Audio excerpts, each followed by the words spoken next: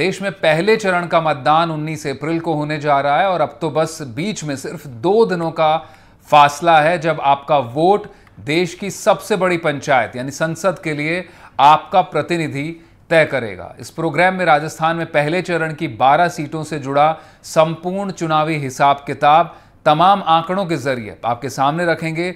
आपको बताएंगे कि जिन 12 सीटों पर वोटिंग है वहां चुनावी मुकाबले का आखिर हाल क्या है, कौन सी सीटें क्यों और कैसे हॉट सीट बन गई हैं, किन सीटों पर ज्यादा बड़ी नजर है लोगों की और किन किन बड़े चेहरों का राजस्थान में राजनीतिक भविष्य इस लोकसभा चुनाव में तय होने जा रहा है। इन सीटों पर चुनावी प्रचार अब तक कैसा रहा, कौन से दिग्गज यहां पहुंचे और जाति से लेकर राजनीति से जुड़े कौन से मुद्दे यहां परिणाम तय करने जा रहे हैं, इस सब कुछ अगले आधे घंटे में डिकोड करेंगे।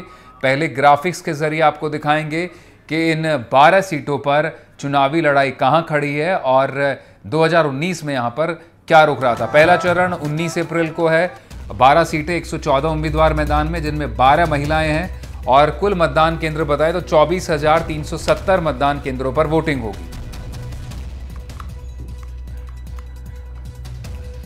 पहला चरण जब राजस्थान में 2019 में हुआ था तो 64% मतदान हुआ था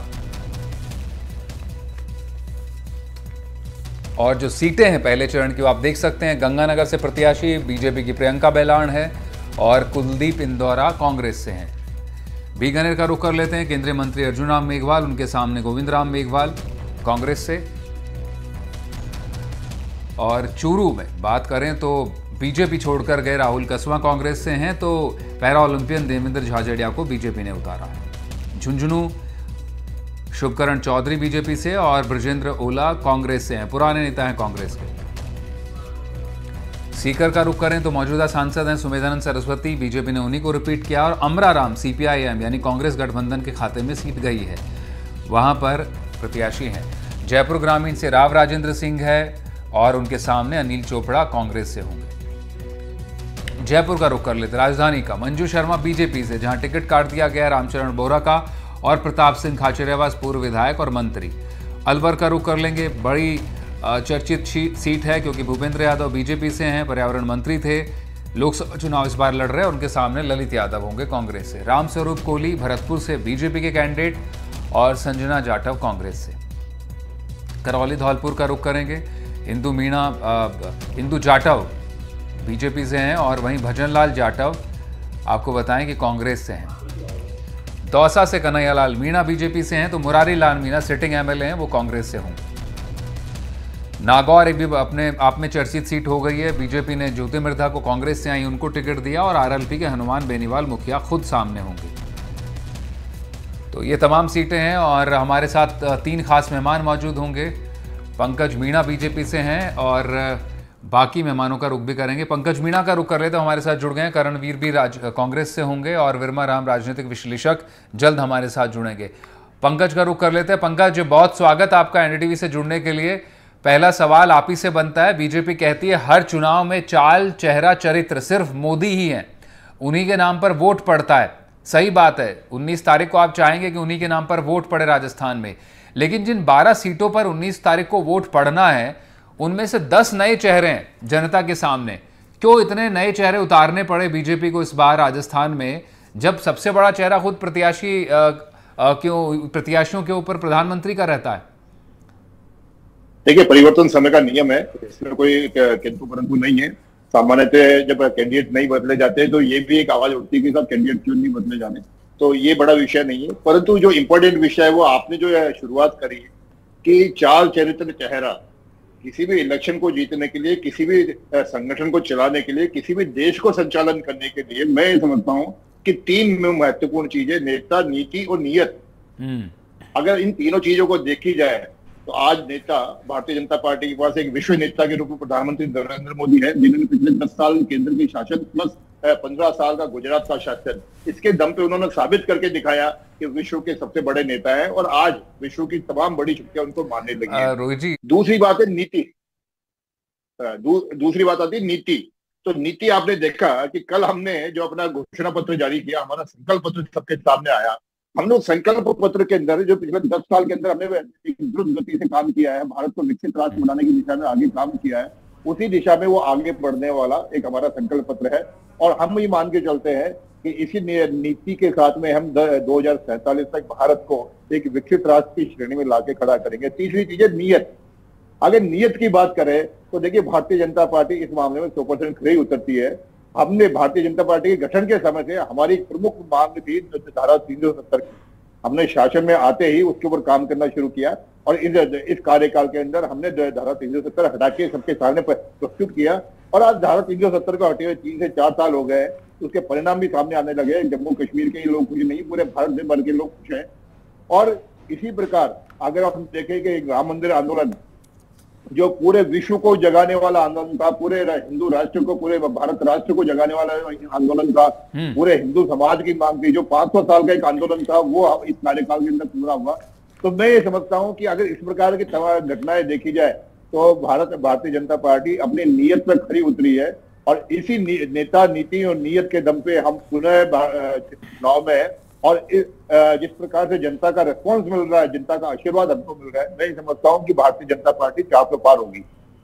ठीक है, आपका कहना है 400 पार जो आपका नारा है। हालांकि मूल सवाल अभी भी वही था कि क्यों आखिर इतने बड़ी संख्या में प्रत्याशी बदलने पड़ते हैं जब चाल, चरित्र, चेहरा या फिर नियत और नीति साफ है। तो अब दौसा सीट के जैसे मसलन जिक्र करें तो तीसरी बार आपको तीसरा प्रत्याशी बदलना पड़ा है। वर्मा राम भी हमारे साथ विश्लेषक हैं, मौजूद हैं, पॉलिटिकल एनालिस्ट हैं। वर्मा जी, स्वागत एनडीटीवी पर।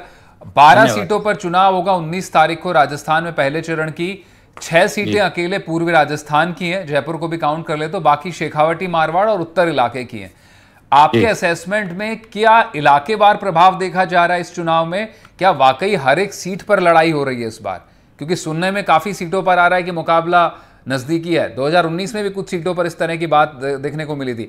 आपका क्या असेसमेंट है? संभागवार लड़ाई है या हर सीट पर है, या फिर एक ही मुद्दा है बीजेपी की तरफ से प्रधानमंत्री मोदी और कांग्रेस के सामने कांग्रेस गठबंधन जो बात कर रहे हैं? नहीं, संभाग वाइज तो नहीं कह सकते, लेकिन एक जो बड़ा संभाग है शेखावटी का जो इलाका है, वहां कहीं ना कहीं कांग्रेस मजबूत है। फिर जयपुर के आसपास की एक जो बेल्ट है वहां बीजेपी मजबूत है। फिर जयपुर के बिल्कुल बगल का जो इलाका है दौसा, तो वहां कांग्रेस मजबूत है जो फील्ड में है। अंतिम नतीजे क्या होते हैं, वोटर का टर्नआउट क्या रहता है, वो अलग बात है।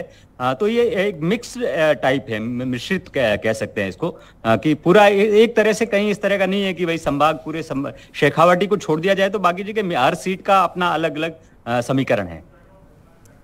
जी, जिस तरह से आप बता रहे हैं वर्मा जी कि जयपुर से इस तरफ देखें तो पूर्व में राजस्थान में काफ़ी जोर बीजेपी ने दिया है। दौसा में प्राइम मिनिस्टर का रोड शो होता है, करौली, धौलपुर में देखिए आप उनकी रैली होती है बड़ी, फिर मुंडावर में, हरसौली में पहुंचते हैं, अलवर में अमित शाह पहुंचते हैं।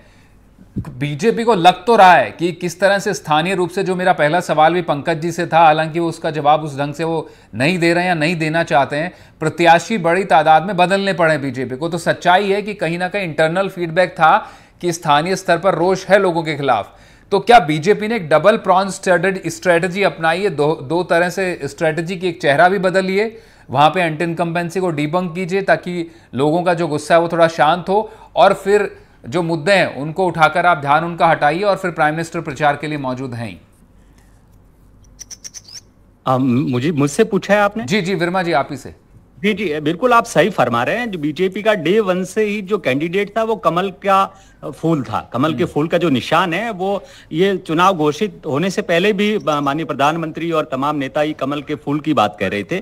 तो कैंडिडेट एंटी इनकम्बेंसी को कहीं ना कहीं कम करने के लिए या कैंडिडेट की इंपोर्टेंस को दबाने के लिए इस तरह की स्ट्रेटजी थी कि कमल के निशान को माननीय प्रधानमंत्री मोदी जी के चेहरे को आगे किया जाए। और ये लगातार चुनाव में भी इसी चीज को लेकर के आगे बढ़ रहे हैं। ये मोदी जी के नाम पर उनका राम मंदिर से जुड़ा हुआ मुद्दा हो, विकास की बात हो, उनके जो विश्व गुरु की इमेज को पेश करके और जो भारत का जिस तरह से मान सम्मान बढ़ाने की बातें करके, तो ये डे 1 से ही जो स्ट्रेटजी थी इनकी कि मोदी जी के चेहरे पर ही और कमल के निशान पर पर ही चुनाव लड़ा जाएगा, तो कहीं ना कहीं जो कैंडिडेट का जो नाम है और कैंडिडेट की जो फेस है वो गौण है।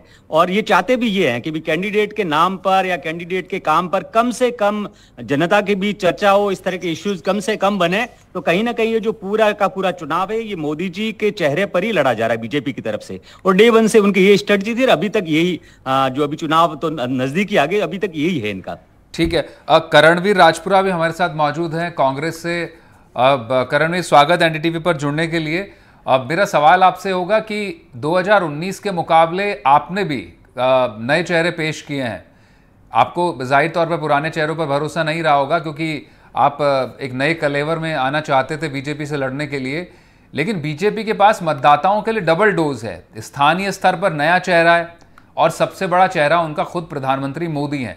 निश्चित रूप से जैसा समर्थन मोदी के नाम पर बीजेपी को मिलता है और जो जिस तरह से उनके पास केंद्र में सरकार है 10 साल से, और जो बड़े मुद्दों को उन्होंने हल किया है और अभी अभी विधानसभा चुनाव भी जीता है, उसे पलटने के लिए जनता को या फिर आपके मतदाताओं को या आपके कार्यकर्ताओं को बहुत बड़ा टर्न अराउंड की जरूरत थी। कोई बहुत बड़ा मुद्दा आप उठा पाएं या कोई बहुत बड़ा चेहरा उस तरह से आप पेश कर पाएं, लेकिन अब तक ऐसा कुछ हुआ नहीं है। तो निश्चित रूप से माना जाए कि बड़ा कठिन चुनाव है आपके लिए होने जा रहा है फिर से।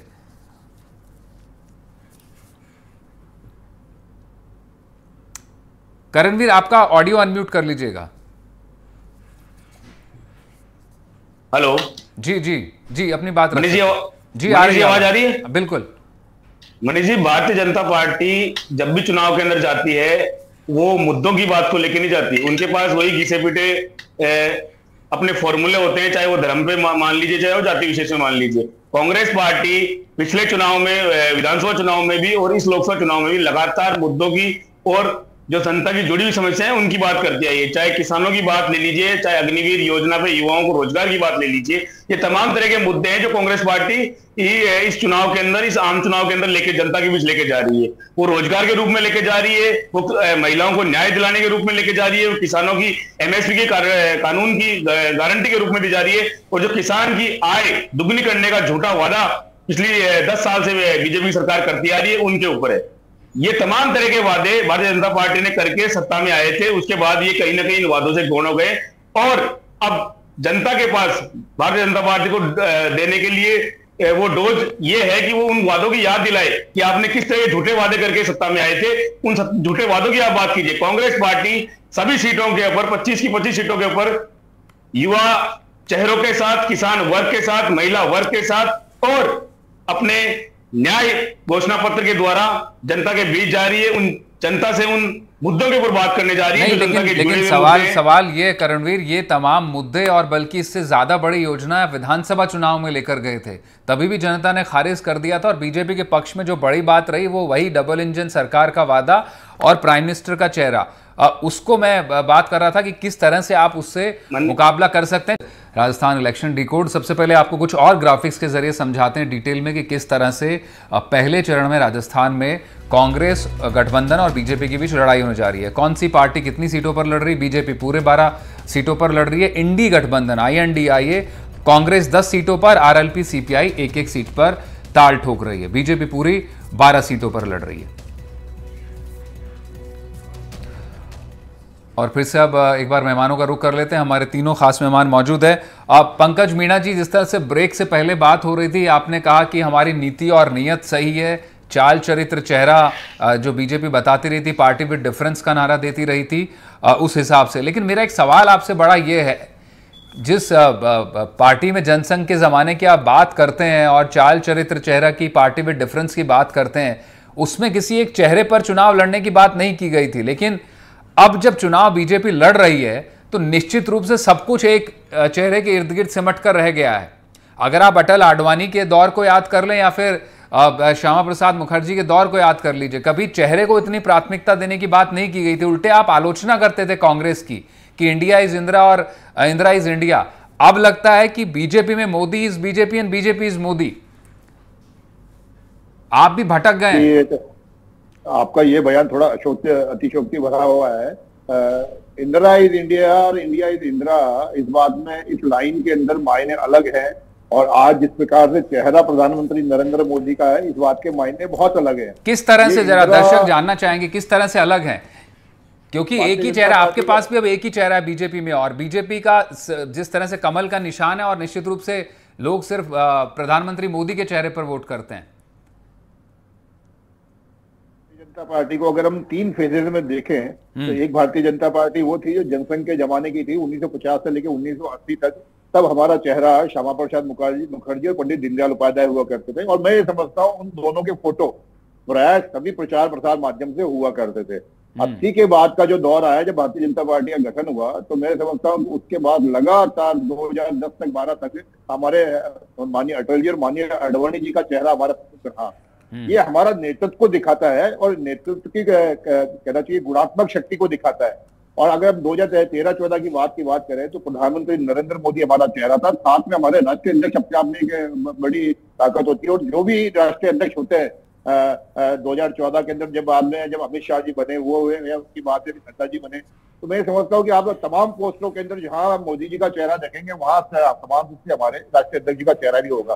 परंतु मैं साथ में एक बात और कहता हूँ, जिस राजनेता ने हिंदुस्तान की दशा और दिशा को इम्प्रूव करने का काम किया, जिस हिंदुस्तान की पहचान पूरे विश्व में एक बनाने की काम किया, अगर आज उसके चेहरे के ऊपर हम लोगों की जनता के बीच में जाते हैं तो क्या गलत है।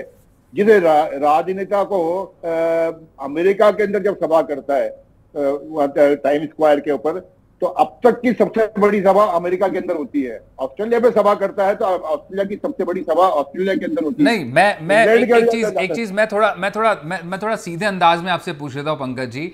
जब अब सिर्फ 2 दिन का फासला है, 19 तारीख को राजस्थान के 12 सीटों के वोटर अगर आप मान लीजिए बीजेपी के लिए वोट मांग रहे हैं, तो कोई एक चीज जिस पर आप वोटर्स को कहेंगे कि आप बीजेपी को वोट दीजिए, कोई एक चीज?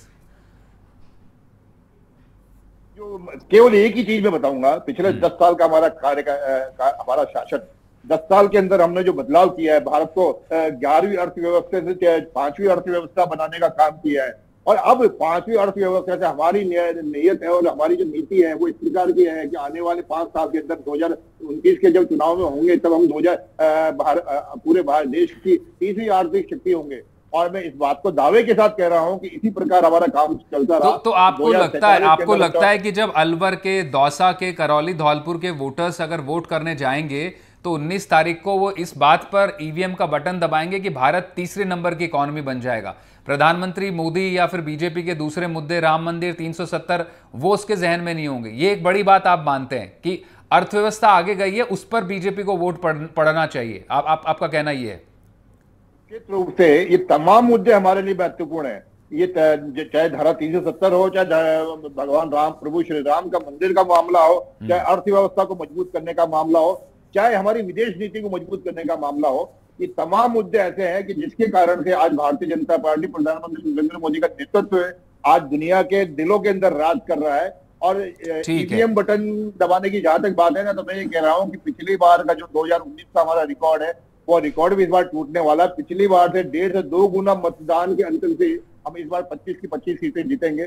और जहां तक कांग्रेस की बात है, मैंने अभी तक इतनी देर में कांग्रेस के लिए कुछ भी कहना उपयुक्त नहीं समझा, फिर भी मैं एक बात जरूर कहूंगा, किसी भी कांग्रेसी से आप पर्सनली बिना माइक और कैमरे के बात करिए तो आपको समझ में आ जाएगा। राजस्थान में 25 की मुश्किल से वो 4 सीटों के ऊपर चुनाव लड़ रही है, और 3 सीटों पर तो उन्होंने सरेंडर कर दिया।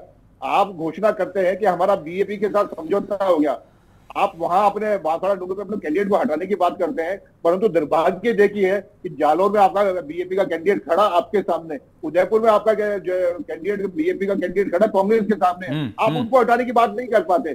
तो ये पूरी तरीके से कांग्रेस का सरेंडर है कि वो बीजेपी जैसी एक छोटी सी पार्टी, एक रीजनल पार्टी, एक कोने की पार्टी के सामने सरेंडर कर रही है। ठीक है, के अंदर हम देखें ठीक है।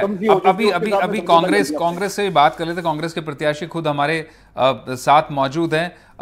जिस तरह से राजवीर जो बात कर रहे हैं बीजेपी के स्पोक्स पर्सन, वो सवाल निश्चित रूप से आपके खुद के कार्यकर्ताओं के बीच में भी है।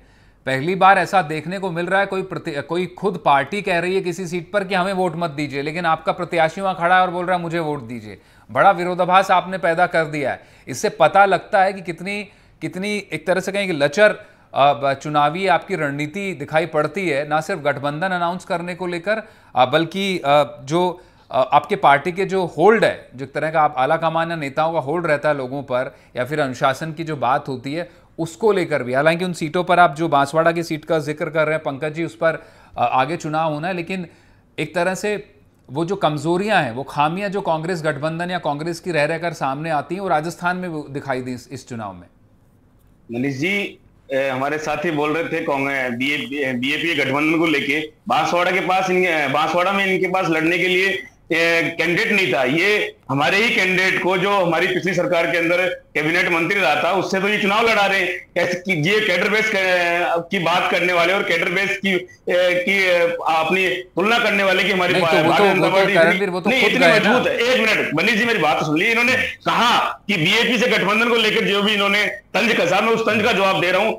क्या बांसवाड़ा के अंदर आपके पास उम्मीदवार था? क्या पिछले 25 साल से 10 साल से कांग्रेस बीजेपी वहां 2 बार राज कर रही है? एक मिनट, बीजेपी का उम्मीदवार वहां 10 साल से सत्ता में था, क्या उनके पास गिनाने के लिए काम थे? अगर उनके पास गिनाने के लिए काम होते आदरणीय, तो वहां प्रत्याशी बदलने की जरूरत नहीं होती। और इन 10 विधानसभा, जो 12 विधानसभा सीटों पे 19 तारीख को मतदान होना है, उन 12 सीटों के ऊपर आपके प्रत्याशियों के पास गिनाने के लिए 10 काम नहीं है। तो लगातार, चाहे वो अर्जुन राम मेघवाल हो, चाहे वो दूसरे प्रत्याशी हो, लगातार उनकी जनता उनसे पूछ रही है कि मंत्री महोदय, आपने पिछले 10 साल में किया क्या है? रही बात आप जनता के जुड़े हुए मुद्दों की, तो कांग्रेस पार्टी हमेशा जनता से जुड़े हुए मुद्दों को ही मैदान में ले जाने की बात कर रही है। और इन सीटों के ऊपर जो कंटेस्ट है मनीष जी, जिस तरह का गठबंधन कांग्रेस पार्टी ने सीपीएम से किया हो, चाहे आरएलपी से किया हो, वो जाति समीकरण और देश की लोकतांत्रिक स्थिति को देखते हुए जिस तरह से भारतीय जनता पार्टी ईडी और सरकारी तंत्रों पे दबाव बनाने की कोशिश कर रही है, उन दबाव के साथ में सभी दल एकजुट होकर भारतीय जनता पार्टी के पीछे आपने ये तो माना करणवीर कि आपने जातियों के हिसाब से आपने गठबंधन किया, ये तो बड़ा कैंडिडली आपने स्वीकार किया। लेकिन मेरा सवाल बुनियादी वही है कि जब आप कहते हैं कि हम न्याय यात्रा निकाल रहे हैं, न्याय घोषणा पत्र को उसने आपने वही नाम दिया है, पहले आपने विधानसभा में वचन पत्र कहा था, उसके बावजूद आपको मैंडेट उस तरह से जनता नहीं देती है, तो कोई तो वजह होगी। अशोक गहलोत कह देते हैं कि बीजेपी के झूठ के चक्कर में वोटर चले गए। क्या वोटर्स को आप इतना विवेक से कमजोर आंकते हैं कि बीजेपी को झूठ बोलेगी और आपके मतदाता बीजेपी के पास चले जाएंगे? कोई तो ठोस वजह है, उनके पास चेहरा है, उनके पास पॉलिसीज हैं, उनके पास टारगेट है।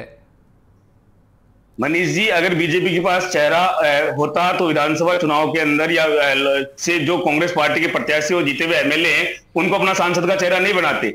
उनके पास अगर मुद्दे होते तो वो धर्म के और जाति के विशेष मुद्दों पर इस लोकसभा चुनाव को लेकर नहीं जाते। वो रोजगार के युवा की बात करते, वो किसान के कर्जमाफी की बात करते, वो किसान की आय की बात करते, वो महिला के रोजगार की बात करते, वो महिलाओं के विकास की बात करते, महिलाओं के साक्षरता की बात करते, इस भारत के युवाओं के बिल्कुल रोजगार की अग्निवीर से जुड़े हुए युवाओं के सेना की बात करते। ये तमाम समय कम है। वर्मा राम जी से 30 सेकंड में जानना चाहूंगा। वर्मा जी, अब जरा ये बताइए, दर्शकों को भी जानना चाहेंगे, दर्शक और राजस्थान के भी वो 2.5 करोड़ दर्शक जो इस वक्त पे 19 तारीख को मतदान करने वाले इन 12 सीटों पर, क्या कोई बड़ा मुद्दा आपको लग रहा है कि राजस्थान में उस पर मतदान होने वाला 19 तारीख को? बड़ा जो बीजेपी की तरफ से जो बड़ा मुद्दा है वो मोदी जी का फेस है, मोदी राम मंदिर, विकास और जो मोदी जी की विश्व लीडर की जो इमेज है, ये मुद्दे बीजेपी की तरफ से रहे और इसी का ये प्रचार करते रहे और इसका प्रभाव भी है। और कांग्रेस की तरफ से जो 2 मुद्दे, किसान और दूसरा संविधान, ये किसान का मुद्दा खासतौर पे जाट बेल्ट में इन्होंने बड़े जोर शोर से उठाया और उठाएंगे, और संविधान का मुद्दा खासतौर पे एससी को टारगेट करने के हिसाब से बार बार जो इनके कैंडिडेट्स है, जैसे नागौर के कैंडिडेट्स ने बयान दिया था कि हमें संविधान बदल देंगे, तो इस तरह की जो बातें थी उनको उन्होंने बार बार उठाया। तो ये मुद्दे, मोदी जी का फेस और दूसरी तरफ किसान और संविधान। ठीक है, बहुत शुक्रिया। किसान, संविधान और सबसे बीजेपी के पास जो बड़ा एक ही चेहरा, प्रधानमंत्री मोदी का चेहरा, उसके नाम पर 19 अप्रैल को देखना होगा किस तरफ अब मतदाताओं का रुख इस बार 2024 चुनाव में रहने वाला है। तो